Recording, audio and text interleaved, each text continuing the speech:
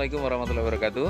Selamat datang sedulur di channel saya Purbo Sasongko dan tetap tersenyum, karena senyum adalah pintu menuju bahagia. Baik, kali ini saya berkunjung ke monumen Kresek ya. Kresek Madiun, yang mana monumen ini adalah sebagai salah satu penanda bahwa di Madiun pernah terjadi tragedi yang luar biasa, yakni tentang pemberontakan PKI pada tahun 1948. Monumen ini mengabadikan bagaimana kekejaman PKI dalam membantai para pamong desa, pamong projo, kemudian juga sebagian dari Tentara Nasional Indonesia atau Tentara Republik pada waktu itu. Yuk ikuti liputan selengkapnya. Salam budaya.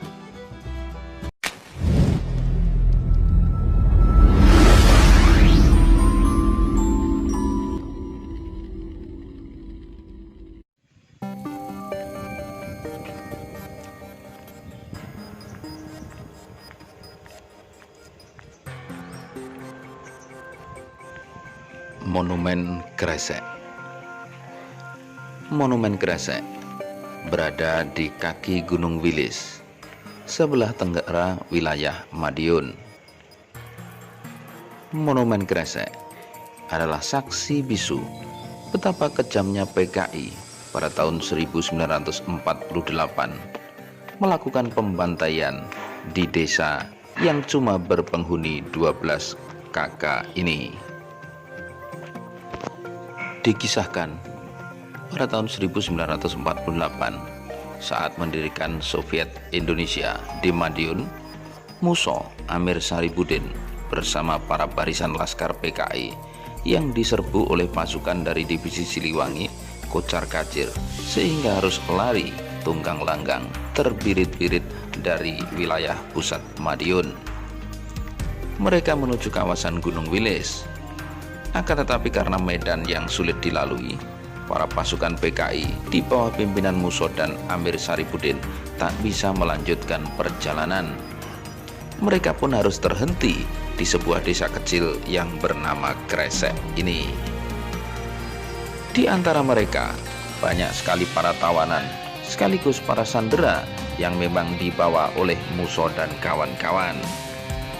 Di antaranya ada Kolonel Marhadi, Kiai Husein, dan beberapa guru, pegawai pabrik gula, wartawan, maupun beberapa pamong yang lainnya.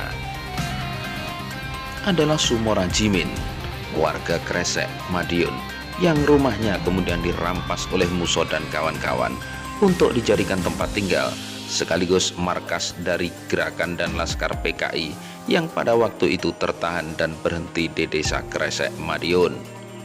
Di rumah itu pula para tawanan, para sandera kemudian dibantai dengan sadis, tewas mengenaskan. Ini seolah-olah menjadi pelampiasan rasa kecewa Amir dan Muso atau Amir Saripudin dan Muso Munawar tentang kegagalannya dalam mengagitasi, menghasut, dan menanamkan pengaruh PKI di Madiun dan sekitarnya. Pada awalnya, atas bantuan tokoh lokal yakni Sumarsono dan Muntalib, Amir Muso berpandangan, berpikiran bahwa Madiun sudah dalam pengaruh mereka secara total. Akan tetapi siapa yang menduga ketika pemberontakan sudah meletus, ternyata mereka bisa dikalahkan. Dan di desa Kresek Madiunlah mereka melampiaskan segala rasa kecewa, gundah gulana, dan kegalauan akibat kegagalan pemberontakan PKI Madiun. Monumen Kresek awal mulai dibangun pada tahun 1987, kemudian selesai dibangun pada tahun 1991, sekaligus diresmikan oleh Gubernur Jawa Timur pada waktu itu, yakni Sularso. Di tempat ini dibangun sebuah relief yang menggambarkan bahwa pada saat itu Indonesia sedang berhadapan dengan provokasi dari Belanda atau pasukan Belanda yang datang melakukan kekejaman dalam bentuk agresi. Akan tetapi di tengah perjuangan para pasukan Republik Indonesia menghadapi Belanda tersebut, terjadi pengkhianatan yang dilakukan oleh Amir Saripudin dan Musa Munawar dalam pemberontakan PKI Madiun 1948. Spot utama dari Monumen Kresek ini adalah sebuah patung besar yang menggambarkan Musa yang sedang memegang pedang, kemudian mengayunkannya sekuat tenaga pada sesosok kiai yang terlihat sangat pasrah di hadapannya, duduk pada lututnya dengan tangan terikat di belakang. Sosok yang digambarkan patung kiai ini adalah Kiai Husein, seorang anggota DPRD Madiun pada waktu itu. Kiai Husein adalah salah satu korban kebengisan Musa Amir beserta para laskar PKI yang melakukan pembantaian di Kresek pada waktu itu. Di samping Kiai Husein, yang tewas terbunuh dalam peristiwa pembantaian keji itu adalah Kolonel Marhadi, Letkol Wiono, Inspektur Polisi Suparba, kemudian Mai Istilah, Raden Mas Sarjono, seorang patih Madiun, kemudian Kiai Husein sendiri, seorang anggota DPRD Kabupaten Madiun, kemudian ada Muhammad, seorang pegawai dinas kesehatan, Abdul Rahman, asisten Wedono di Jiwan, kemudian Sosro di Projo, staf pabrik Gularjo Agung, ada Soeharto, guru sekolah pertanian di Madiun, kemudian ada Sapirin, guru sekolah Budi Utomo di Madiun, ada Supardi, wartawan freelance Madiun, kemudian Sukadi, tokoh masyarakat, Kiai Haji Sidik, kemudian Raden Kharis Bagio, Wedono di wilayah Madiun juga, Kiai Haji Barokah Fakhrudin, kemudian Maidi Marto di Somo, seorang agen polisi. Jenazah para korban kekejian pembantaian PKI tersebut digambarkan dalam sebuah relief timbul yang berbentuk besar yang berada di depan papan nama yang menyebutkan nama-nama mereka yang terbantai oleh Amir Musa pada waktu itu. Peristiwa ini adalah nyata.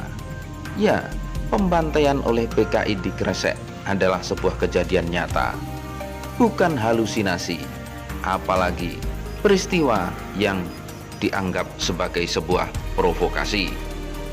Ya, sekali lagi peristiwa ini adalah nyata sebagai buntut kekalahan PKI dalam melakukan pemberontakan dan mendirikan negara Soviet Indonesia di Madiun.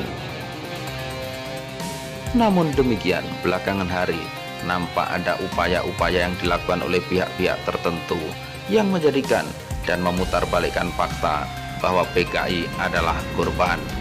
PKI adalah pihak yang dimanfaatkan. Nah, apabila benar-benar PKI adalah pihak yang dimanfaatkan, lantas apa jadinya para kiai, para kolonel, para militer, ataupun para tokoh masyarakat yang terbunuh habis dibantai oleh PKI yang katanya menjadi alat tersebut? Kita boleh saja berpikir berbeda, kita boleh saja berpikir kritis, bahkan itu bisa jadi harus dilakukan ketika kita mengorek dan mempelajari sejarah tentang masa lalu negeri ini. Akan tetapi mengesampingkan, menepikan, atau menghilangkan kebengisan PKI adalah satu hal yang kurang positif bagi perkembangan republik ini. Saksi mata atas peristiwa kekejaman PKI masih ada beberapa yang bisa kita temui, baik PKI Madiun yang meskipun barangkali saat ini usia di antara saksi tersebut sudah sangat tua, atau peristiwa 65 yang barangkali beberapa di antaranya juga masih bisa kita temui. Selamatkan negara ini dari pemutarbalikan fakta sejarah. Salam. Oke sedulur, ini kunjungan kita ke Monumen Kresek Madiun yang memang betul-betul menjadi saksi bagaimana PKI pada tahun 1948 mengkhianati Republik Indonesia. Semoga menjadi tambahan pengetahuan bagi kita semuanya, semoga bisa menjadi tambahan wawasan bagi kita semuanya. Dan tentu saja harapan saya semoga bermanfaat.